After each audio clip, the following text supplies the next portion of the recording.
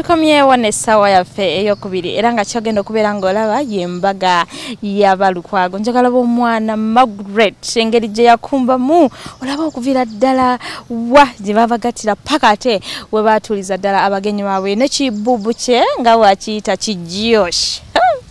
Omukolo gw'amaanyi beeraawo ku TV oba mu ddiro lyo tugende ffenna paka ate omukolo we tunaagumaliriza.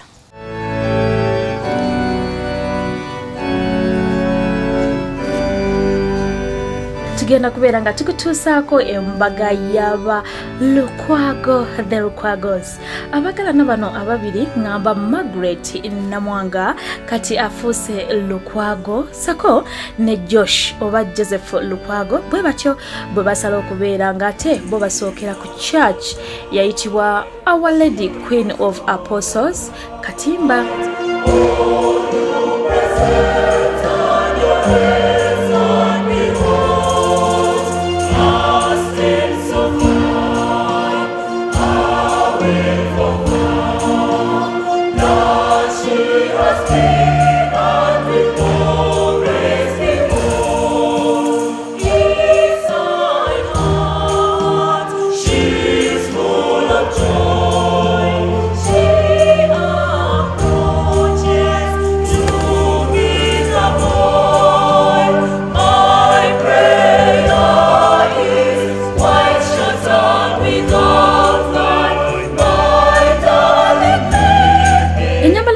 Banage alino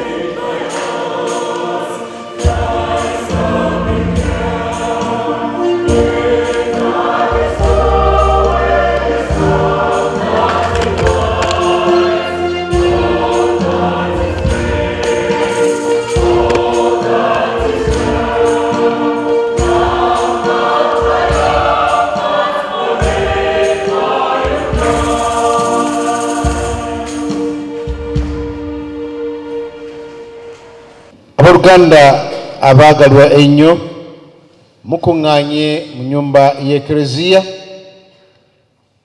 mwagala omubaka w'ekereziya n'ekibiina kyonna kibeerewo nga Katonda asiba okwagala kwammwe nga kw'amaanyi buli omu n'anywerera ku munne ennaku zonna.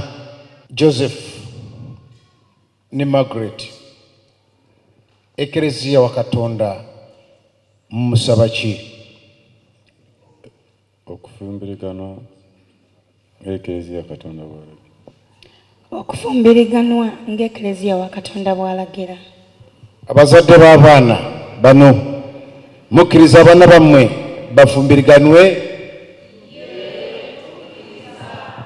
Ano mumpe muno obugalaawo.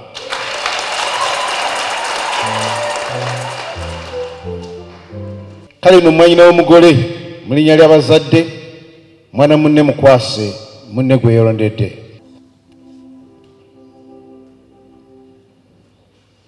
Beera omubeezi wammwe.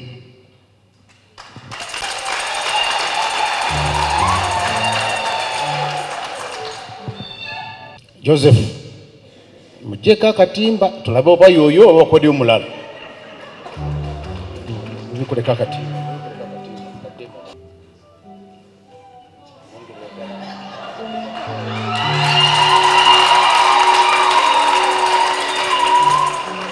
Joseph oyo ddala ye Margaret? Ye ono ddala. Simumwongere obugalo.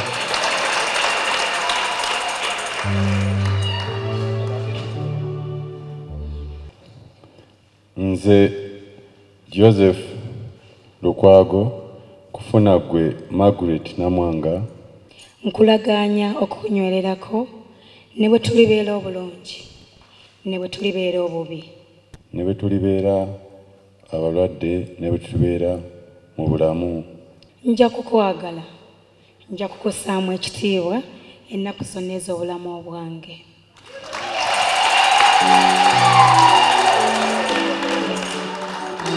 Ekiragano kyammwe kye mukubye mu maaso g'Ekereziya omukama w'ekisa kikakase abawe n'omukisa gwe omungi ddala.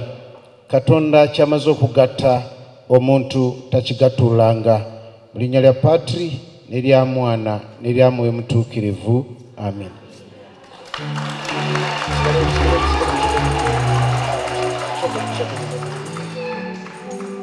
Margaret Namwanga, kuwa empeta eno otegeere nti nkwagala era nja kukunywererako okutuusa okufa mu linnya lya Patri n'erya Mwana n'erya Mwoyo Mutuukirivu.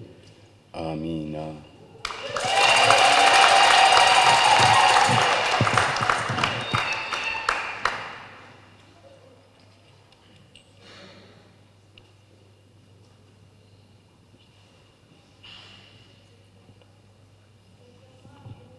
Joseph Lukwago, nkuwa empeta eno otegeere nti nkwagala era nja kukunywererako okutuusa okufa mu linnya lya Patiri n'erya Mwana n'erya Mwoyo Mutuukirivu. Amiina.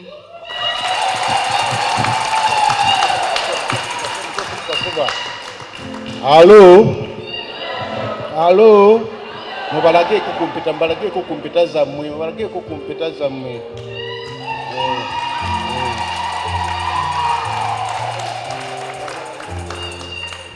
Jesus.